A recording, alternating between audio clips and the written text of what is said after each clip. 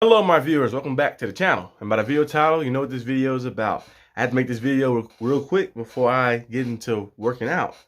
But as you guys seen from the title, the NBA offseason, the sports world has been going crazy with a lot of different things, especially in the NFL. If you guys are a fan of the NFL stuff, subscribe to the channel. We discuss a lot of NFL topics. My favorite team is the Steelers, so I'm going to focus on those guys a lot like that, but and I focus on some NBA things as well, and of course my Miami Heat because that's my favorite team as well. But the Damian Lillard thing is the main topic, really, because you look at it and it's been going on for a while. It kind of died down a little bit, but it's still got a lot of like the things, the reports that are coming out about Damian Lillard on where he's going to end up, where he's going to go, and of course the Miami Heat is probably the number one suitor for that. I know they had like at first, or the reports were saying the 76ers and the Bucks and all these different teams, but now they said that during the report that came out a couple of days ago, it said that the Miami Heat was the only team to legitimately offer the Trailblazers anything. So they said the Trailblazers had leverage at first, the media and reports, but the Miami Heat revealed to be the team that only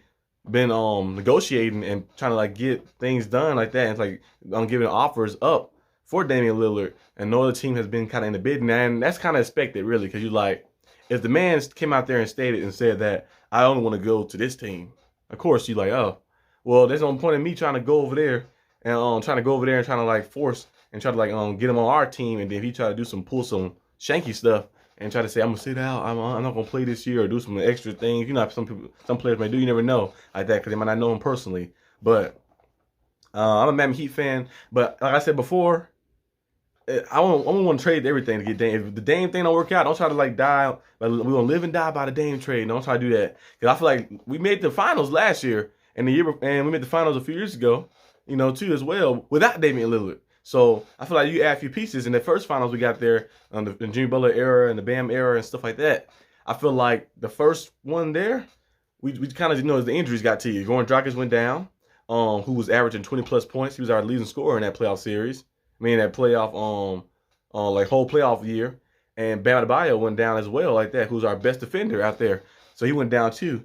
And they came back a little later, but it wasn't the same. Adebayo had like some type of dislocated his shoulder, something happened with his shoulder. And then we seen Goran Dragic, he had the foot tear, so he was done. He came back the last game, but he wasn't the same because he couldn't turn, he couldn't do what he wanted to do. And then this past one that happened, Jimmy Butler got injured with the ankle, but we had all those games. Look at the Nuggets games. We was in all those except the first game. First game got blown out, but the other games we was all in those games. The other games was all in those. We won one, and the other games was very close. It all came down to the wire. It came down to the fourth quarter, and you know what happened every time? We got out rebounded. We got out muscled. We got out beat on the glass. And Pat Riley always say, no rebounds, no rings. And the Miami Heat didn't get any rebounds like that. Bam Adebayo was cooking out there. Jimmy Butler was a little, he had his moments here and there. He was a little banged up, but still.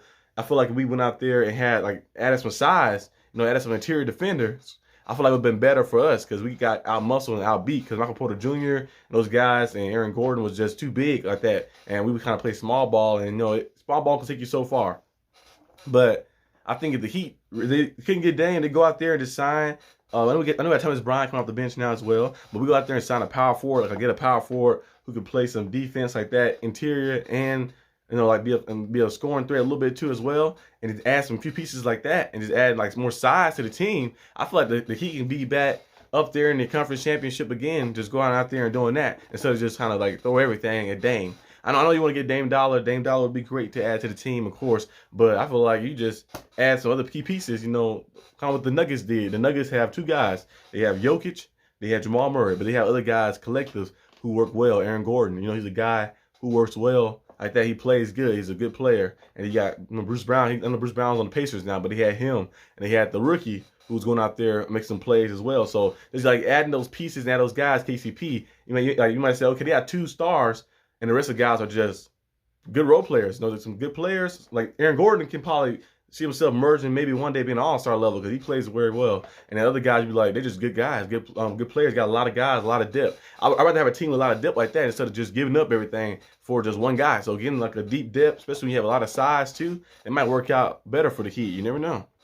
But another thing too, what was next on the list? The Mavericks. The Mavericks was on the list. Yeah, the Mavericks.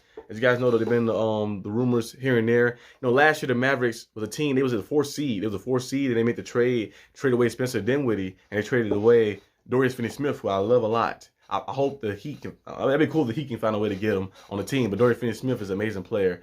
The 3-and-D style player. He's a perfect piece for like he can fit on any team really because his play style is just very fluid with anybody. The defense he played, he was the best defender with the Mavericks. He was hitting big time shots, and like the Mavericks made the conference championship with that team. So I don't know why they traded those guys away for Kyrie Irving. Kyrie Irving's an amazing player. Don't get me wrong, but you already have Luka Doncic. You know, Kyrie Irving's just a smaller version of Luka Doncic. They do the same similar stuff. You know, they can score at a high level. They can play make. And I guess they were thinking like, okay, we get it flashy. We can add two like top scorers, but they both are ball dominant players. It's better for you to get guys who are off ball. You had Jalen Brunson. Jalen Brunson is a guy who worked well with Luka Doncic. And of course, Jalen Brunson is good on ball, but he can do a lot of different things. He knows how to play his role and be a good level and a great level all-star level player too while playing his role too. And you see what he did with the Knicks. He did a very good job there. But I feel like the Luka Mavericks. The Mavericks need to find a way to make sure to keep Luka happy, of course, first of all, and make sure Luka stay there. I think one way to do that is adding a big, getting a big guy there. I know Clint Capella was been in the rumors. They said the Mavericks might seek, like trying to trade for Clint Capella, or just adding a big guy. Not just anybody, but just adding like a guy who's like capable. Like they'd be like, okay, this guy right here is capable.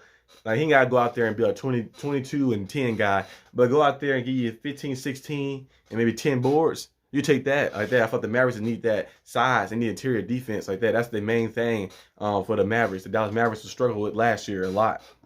Another thing too, as well, is there's a lot of free agents still available. Look at guys like PJ Washington, who may be a valuable piece for some teams. Kelly Oubre, a valuable piece for some teams as well. Christian Wood, I know his name been going around a lot. I wouldn't mind Christian Wood if I'm a Heat fan on the team. I know like the Lakers. If he emerged well with them, you know, I know Christian Wood played a 5. He can play the 5 and the 4 like that, but you can kind of mix him around between those positions and stuff. I feel like a lot of different teams that maybe work with. I know on the Warriors like playing small ball, but Christian Wood come to the team wouldn't make them necessarily like slow pace. It'll still be good because he can stretch the floor and shoot. So there's a lot of teams that can maybe seek by adding those guys like that. Just add a little few pieces here and there. A team to look out for though is the Kings. The Kings, I know they probably look pretty set. You know, Sabonis and you got De'Aaron Fox. Those guys are nice, but they maybe add like another piece, another piece maybe off the bench. They'll be set too because they did a good job last year getting to the playoffs and just like playing amazing basketball and getting to Game 7 with the reigning champions. Was nice too for them as well. But there's a lot of players available. There's a lot of guys still available. That's really kind of like the top headlines, top rumors. James Harden still, we don't know exactly is he going to come back to the 76ers or because Doc Rivers is gone now. So I don't know if we correct the 76ers and Doc Rivers. We don't know if he's going to retire. I know he signed with a different team. But we don't know if Doc Rivers is going to, he's with the Suns now, so we don't know if Doc Rivers is going to stay there. He was like contemplating a little bit. They're talking about some rumors that he may retire. There's a lot of things going on. But James Harden could come back to the 76ers. 76ers was on. They won the first playoff series. The second series, they lost in Game 7. The guys kind of fall off. Joel Embiid was banged up, but he kind of didn't play too well. And then you see James Harden didn't play too well either. So I feel like maybe if the 76ers got a lot of depth. They got a lot of guys on the team. Tyrese Maxey is a great player.